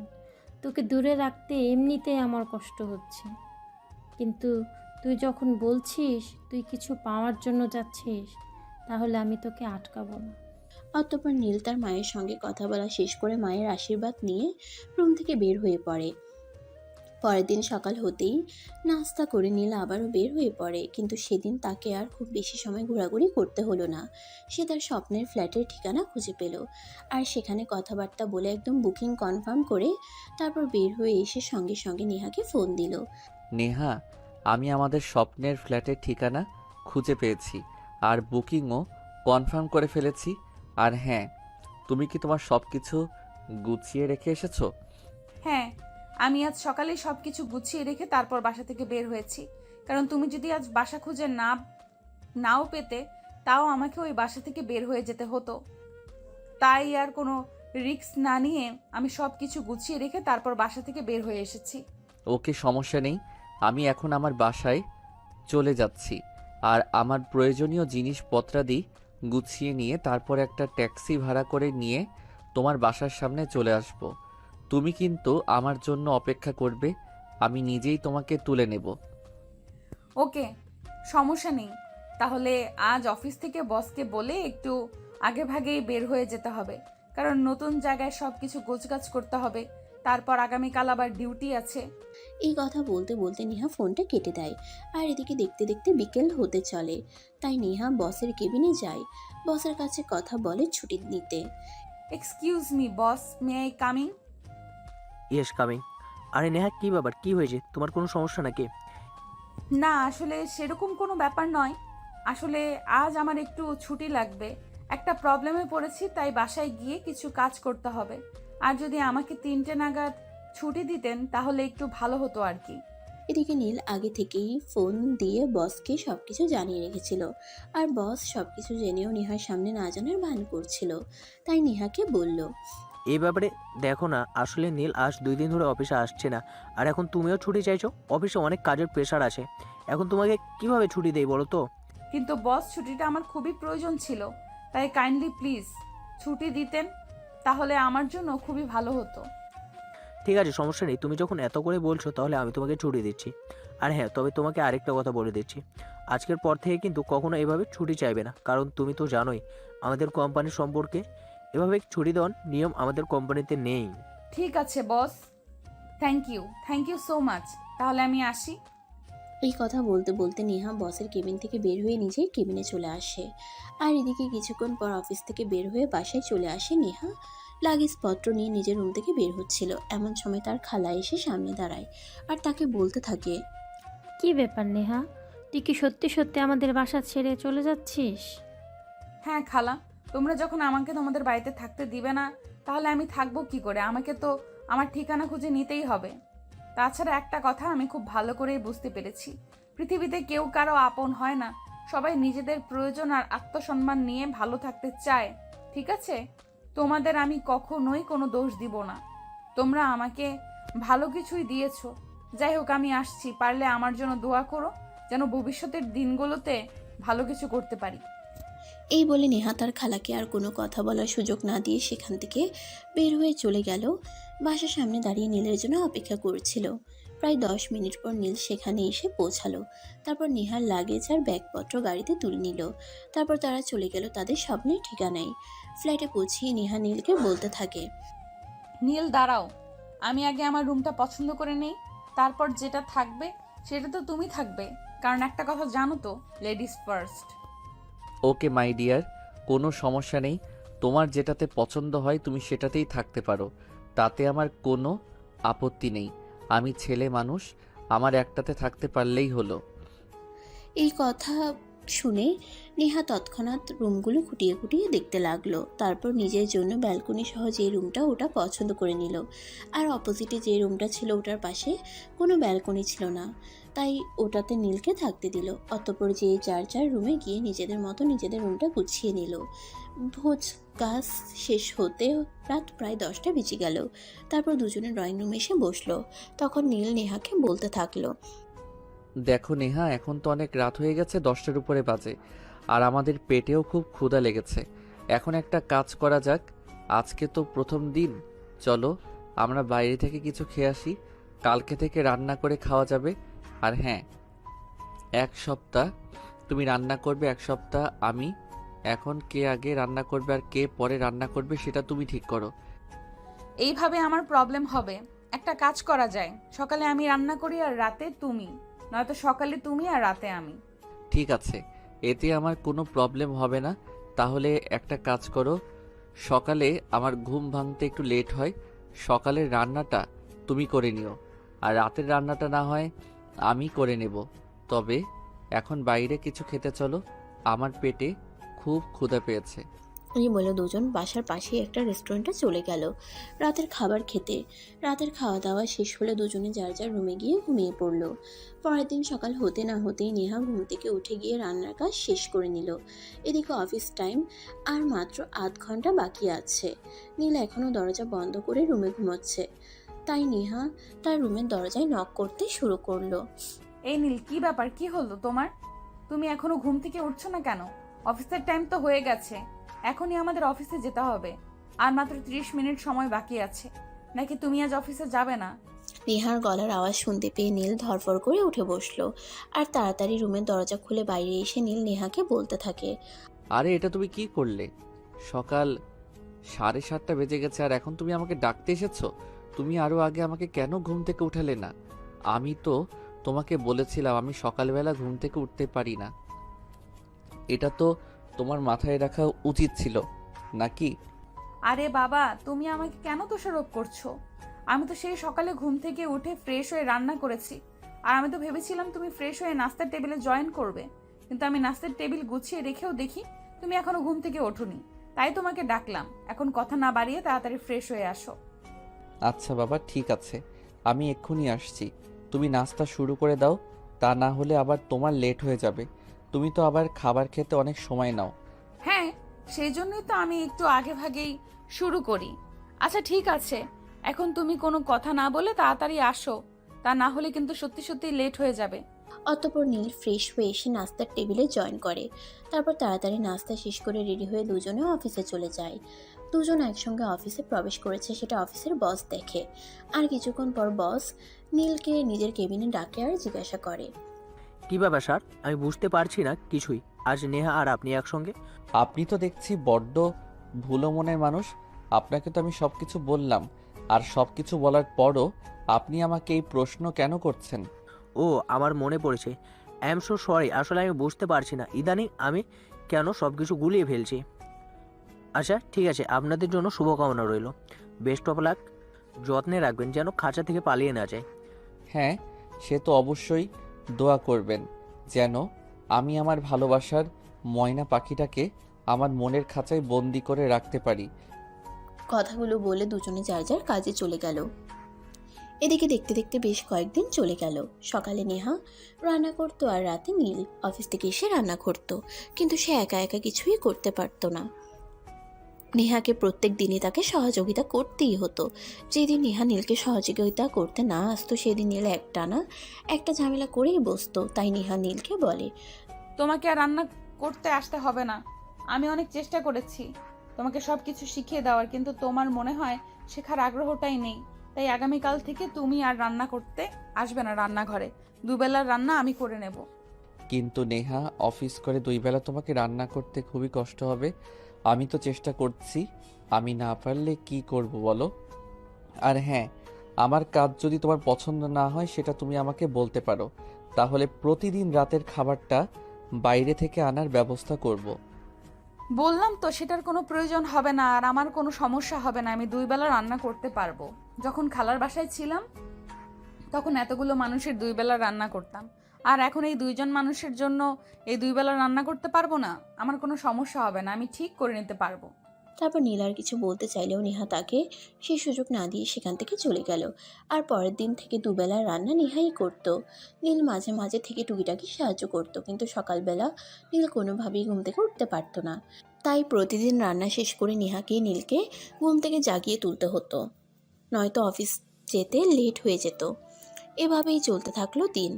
আজ শুক্রবার, অফিস বন্ধ, তাই একটু দেরি করেই নেহা ঘুম থেকে উঠেছে। ঘুম থেকে উঠে দেখে নীল ড্রয়িং রুমে বসে আছে। তাকে ড্রয়িং রুমে বসে থাকতে দেখে নেহা প্রশ্ন করে, কি ব্যাপার, আজ এত সকালে ঘুম থেকে উঠলে যে? আজ তো অফিস বন্ধ, কোনো ব্যাপার আছে নাকি? না, আসলে সেরকম কিছু নাই। আসলে তোমাকে একটা কথা বলবো ভাবছিলাম। আজই তো শুক্রবার, অফিস বন্ধ, আর আমি যবে থেকে অফিসে চাকরি নিয়েছি সবে থেকেই দেখছি তুমি কখনো কোথাও ঘুরতে যাও না বা কোনো বন্ধুদের সঙ্গে আড্ডা দাও না। তাই ভাবছিলাম আজ তোমাকে নিয়ে একটু ঘুরতে বের হব, বাইরে ঘোরাঘুরি করলে মন ভালো থাকে। সেটা করার কোনো ইচ্ছে আমার নেই, কারণ আমি তো তোমাকে আমার ফ্যামিলির ব্যাপারে সব কিছুই বললাম। আর তুমি এটাও খুব ভালো করে জানো আমি কত টাকা স্যালারি পাই। তাই ফ্যামিলির দায়িত্ব সামলিয়ে আমাকে আর বাইরে ঘুরতে যাওয়াটা হয়ে ওঠে না। সেটা আমার সামর্থ্যের বাইরে, বুঝেছো? হুম, হ্যাঁ সেটা আমি জানি, আর ওটা কোনো সমস্যা নয়। আমি তোমাকে আমার পয়সায় ঘুরতে নিয়ে যাব, তোমার পকেট থেকে 1 পয়সাও খরচ করতে হবে না। অ্যাজ এ ফ্রেন্ড হিসেবে তোমার জন্য এইটুকু করতেই পারি। তুমি তোমার বয়ফ্রেন্ড নাই ভাবতে পারো, এটা ঠিক যে আমি তোমাকে বন্ধু ভাবি, কিন্তু বয়ফ্রেন্ড হিসেবে আমি এখনো তোমাকে একসেপ্ট করতে পারিনি। ঠিক আছে, প্রবলেম নেই, তুমি ওয়েট করো, আমি ব্রেকফাস্ট বানিয়ে নেই, তারপর দেখা যাক। না সেটার কোনো প্রয়োজন নেই। আমরা দুজনে আজ 3 বেলার খাবারই বাইরে খাবো। এখন নেহা কিছু বলতে চাইলেও নীল তাকে আর সেই সুযোগ দিল না। তাইলে আর কিছু না বলে নিজের রুমে চলে গেল আর ফ্রেশ হয়ে রেডি হয়ে নীলের সঙ্গে বাইরে চলে গেল। সারাদিন দুজনে একসঙ্গে সময় কাটালো। তখন প্রায় সন্ধ্যা হবে হবে। নেহা, তোমাকে একটা কথা বলতে চাই, ইফ ইউ ডোন্ট মাইন্ড। হ্যাঁ শিওর, কেন নয়, বলো কি বলবে। নেহা, তোমার সঙ্গে পরিচয় তো আমার অনেক দিনই হলো, আর প্রায় 2 মাস ধরে দুজনে একসঙ্গে রয়েছি। এখন বলো, আমাকে কোন দিক থেকে তোমার প্রেমিক কিংবা স্বামী হওয়ার জন্য অযোগ্য বলে মনে হয়? নীল, আমি স্ট্রেট ফরওয়ার্ড একজন মানুষ, তাই আমি তোমাকে বলে দিচ্ছি, তুমি সব দিক থেকেই পারফেক্ট, যে কোনো মেয়ের প্রেমিক কিংবা স্বামী হওয়ার জন্য উপযুক্ত একটা ছেলে। কিন্তু আমি তোমাকে এখনো পর্যন্ত সেই চোখে দেখিনি, কারণ আমি আমার পরিবারের একমাত্র উপার্জন সক্ষম ব্যক্তি, যার ওপর পুরো পরিবারের দায়িত্ব।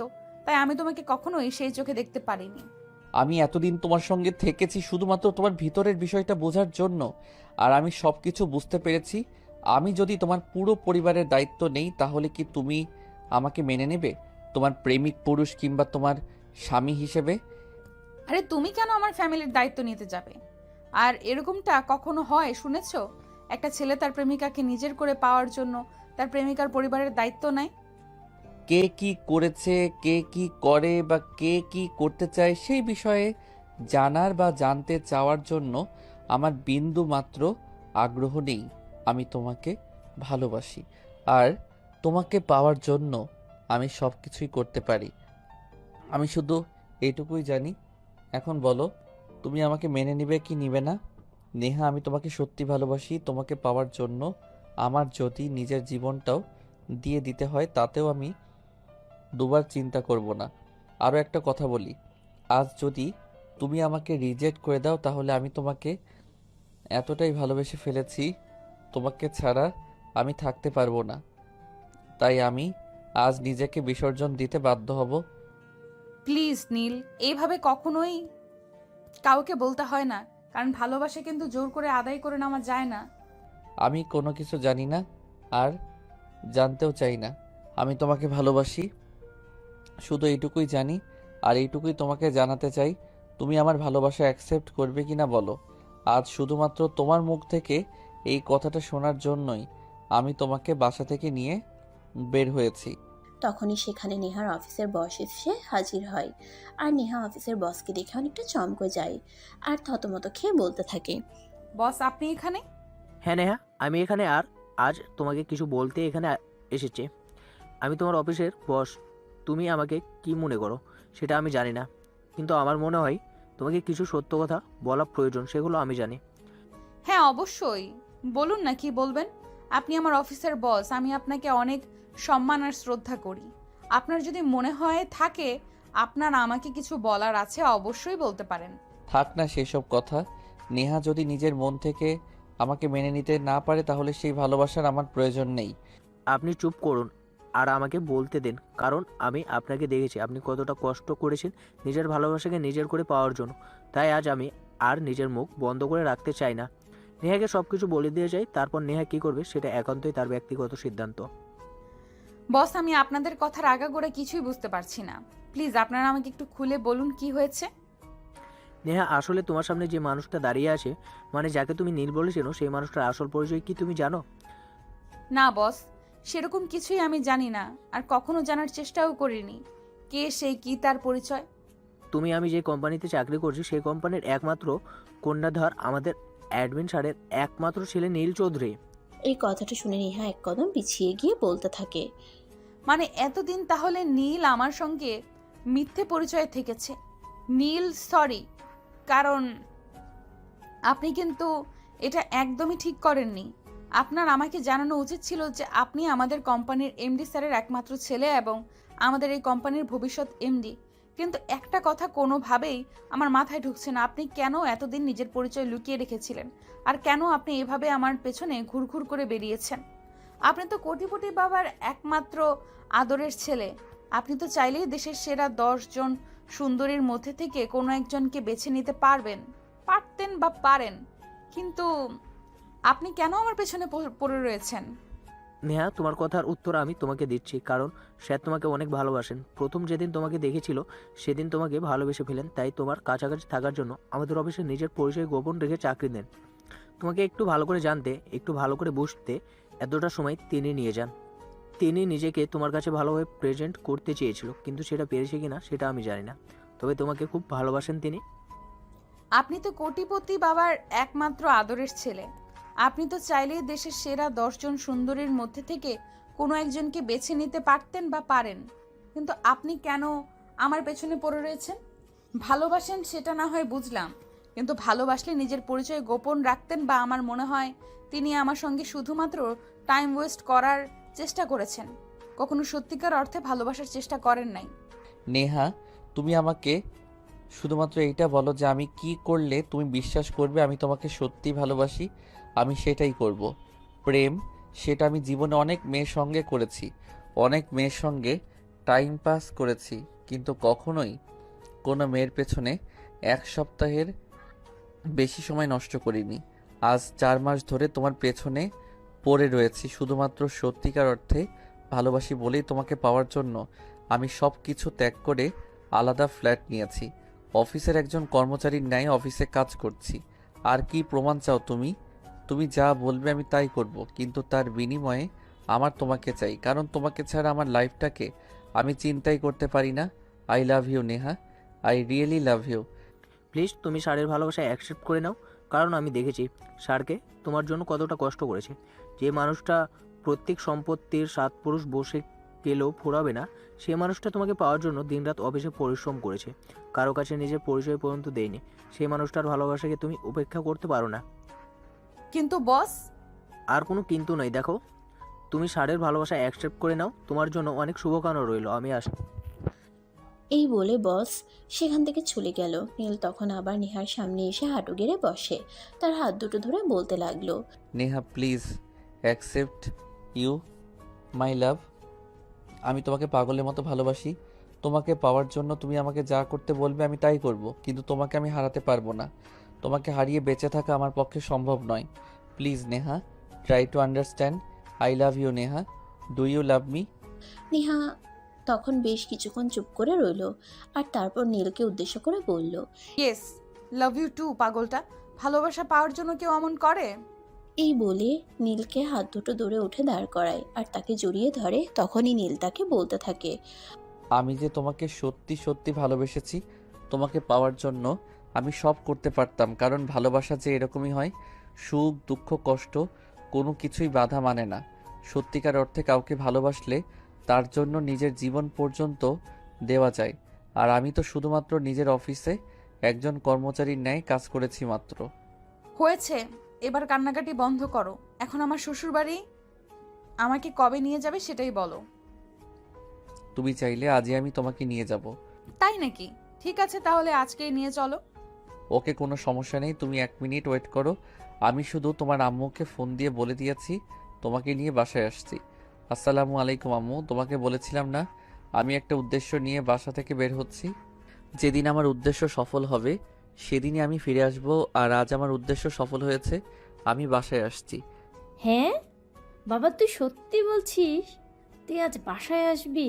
আমার যে কি আনন্দ লাগছে, আমি তোকে সেটা বলে বোঝাতে পারবো না বাবা। হ্যাঁ মা, সত্যি সত্যি আজ আমি বাসায় আসছি। আর তোমাদের বৌমাকেও আমার সঙ্গে নিয়ে আসছি। তাই তোমাকে ফোন করে জানিয়ে দিলাম নতুন বউকে বরণ করে ঘরে তোলার জন্য তৈরি হও। অতঃপর ফোন কেটে দিয়ে নীল নেহাকে নিয়ে বাড়িতে চলে আসে, আর তার মা তাদের বরণ করে ঘরে তুলে। আর সেদিন রাত্রেই কাজী ডেকে বাসে তাদের বিয়ে পড়ানো হয় এবং সমস্ত নিয়ম কানুন মেনে তাদেরকে বাসর ঘরে পাঠিয়ে দেওয়া হয়। রাত প্রায় 12টার মতো বাজে। নীল বাসর ঘরে প্রবেশ করে আর দরজাটা লাগিয়ে দেয়। তখনই নেহা বিছানা থেকে নেমে নীলকে সালাম করতে চায়। নেহা যেই না নীলের পা স্পর্শ করতে যাবে, তখনই নীল নেহাকে টান দিয়ে নিজের বুকের সঙ্গে জড়িয়ে নেয় আর বলতে থাকে, প্রিয়তমা, অনেক কষ্টের পর তোমাকে পেয়েছি। তোমার জায়গা আমার পায়ে নয়, সারা জীবন আমার বুকেই থাকবে। কারণ খুব ভালোবাসি যে তোমায়, সারা জীবন ভালোবেসে যেতে চাই। থাকবে তো সারা জীবন আমার হয়ে? সারা জীবন আমি তোমার হয়েই থাকবো। শুধু ভালোবাসা দিয়ে আগলে রেখো, তাহলেই হবে। অতঃপর নীল নেহার কপালে আলতো করে একটা ভালোবাসার পরশ এঁকে দেয় আর তাকে নিয়ে চলে যায় জীবনের রঙিন স্বপ্ন বুনতে। যাই হোক ভিউয়ার্স, তারা তাদের জীবনের রঙিন স্বপ্ন বুনুক, আর আমরা না হয় অন্য কোনো গল্পে অন্য কারো ভালোবাসা নিয়ে কথা বলি। সে পর্যন্ত ভালো থাকবেন সবাই। অনেক অনেক শুভকামনা রইল।